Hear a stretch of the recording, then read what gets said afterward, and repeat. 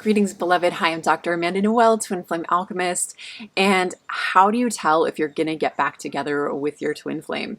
So you're watching this because you're in the separation phase. You guys have either taken a pause, you've broken up, they've gone away, or maybe you wandered away and you're still wondering, is this person your twin flame? I know how confusing it is, how frustrating it is, and sometimes how depressing it can be. It can dip us into the dark night of the soul. And so I'm going to give you 3 things that really helped me to keep things in a high vibration and a higher perspective, and to get clarity on, are we going to get back together? And then 3 things that really did not work for me. So hopefully these help.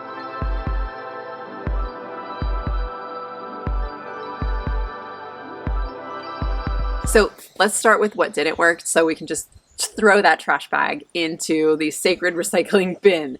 All right, so the first 3 things, the first thing that didn't work was constantly obsessing online with like checking signs and checking to see if I matched up with what someone on Instagram or YouTube or TikTok, is it gonna happen for me based on what someone else says? And I know this is a bit of a you might say, hey, Amanda, you're a hypocrite. And I'm not here to tell you if this person is yours or not. I'm just here to give you support as a guide.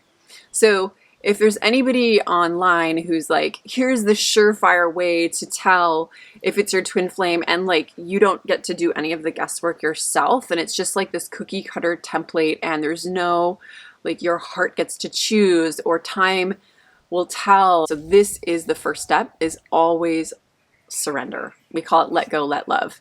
So if we're checking all the blogs and we're reading books and watching videos and we're like trying to fit our expansive hearts and love and like what you have with your twin flame, or with this unique soul, this kindred spirit that you've connected with, whether it is a twin flame, a karmic, a twin flame counterfeit, or something else, you have an infinite universe that's going on. This is your reality, you and this person. And to try and force it into this other person's definition is not really that helpful. So while it's great to get input and inspiration or twinspiration from outside sources, the first thing is really to claim that you are the one who gets to decide. And ultimately, your truth is always your truth. I always say disclaimer, like what I share is my truth. I'm just here to support. So allow your truth to come through and really, really own that, and try not to get too obsessed with the noise that's out there. The second thing that we really need to have a clear meditation space, and trying to ask in meditation, is it my twin flame all the time? Is it my twin flame? Are they going to come back? And trying to hook into them. It's kind of another way of, I don't want to say abusing meditation, but it's a way of like bringing our dysfunction and our insecurity and our trauma into a sacred space without really allowing it to be surrendered. So again, the number 1 step, phase 0 in our twin flame alchemy formula, the first phase is to let go and let love. So if you're meditating, which I would really highly encourage you to do when you're in a twin flame separation, or whenever, like it's always a good thing to do self-care, exercise, good food, meditation. Those are probably the most important things we can do. So during this time under stress, you'll want to meditate, and that part of us that's like the monkey mind that's freaking out, that's like, is this my twin flame? I need to know. Are we going to get back together? Are we going to have babies together? Or whatever it is. I know it's so intense, but actually that's the part in meditation that we want to just allow to come out a little further from our aura, and we can even imagine just releasing it. And I know sometimes people are like, if I let go of that part of me, I'm losing control. You know, that part of me is the one that's like gonna make it happen. So surrender, let go, let the part of you that's going crazy right now, let it be, let it go. Sometimes the best way to let things go is to just let it be. Like if you've been trying to release it, but literally you can see yourself taking a psychic dump. I call it a psychic turd. The way that we do it is you put on a grounding cord and you drop down the energy that's in your body, your auric field, your chakras, and just blah. It's really good to visualize like chunks coming out. There's something graphic about it. that when we're releasing, okay, the monkey mind that's obsessed, the monkey mind that's saying, if we don't get back together, I'm screwed, there's no one else, and like, I need this person, I love them so much, I'll never love anyone again. I had all those voices.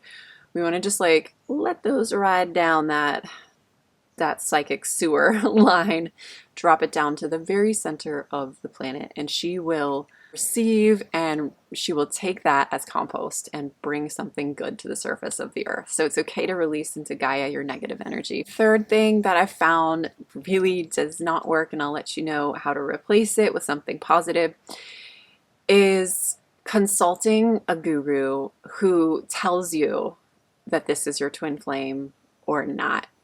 Honestly, I wouldn't pay money to anyone that even says that they can see the truth for you.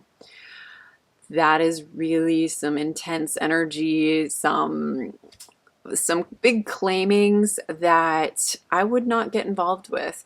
If someone says, look, I can help you find your truth without you even doing anything, you just lay back and let me do a palm reading, or let me look at an oracle card reading, or let me get your birthdays and see your astrology, and they say that they can tell for sure that this is a twin flame union or not, I would run screaming for the hills, actually.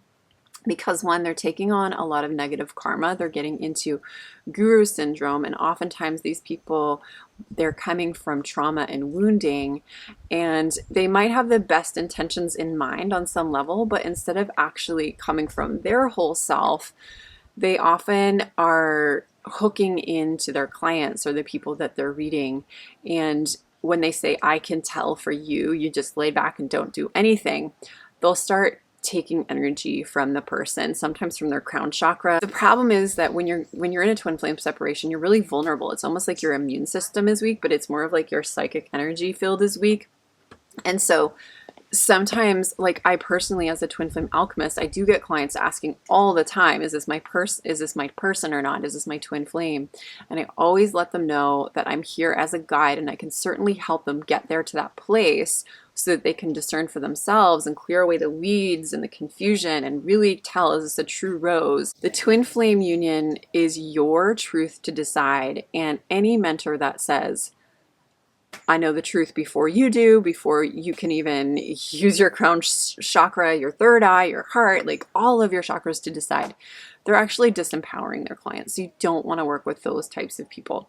Yes, we can certainly get psychic perspectives. And as a trained psychic who has been able to see some prophecies and have accurate visions, like I oftentimes will be like, I see you with a baby girl, and a year later they have a baby girl. Everything is a timeline that we get to choose, and it is constantly changing. So if you are feeling tempted by working with somebody who can tell you your truth, I actually will encourage you to train yourself as your own guru, train yourself as a psychic, train yourself as somebody who's more intuitive, who knows her own truth. I believe that all of the tools of healing light work are important, and that's why I blend my PhD in transpersonal counseling, my background as a life coach, certified coach and love coach, and even studying transpersonal counseling metaphysics for 4 years,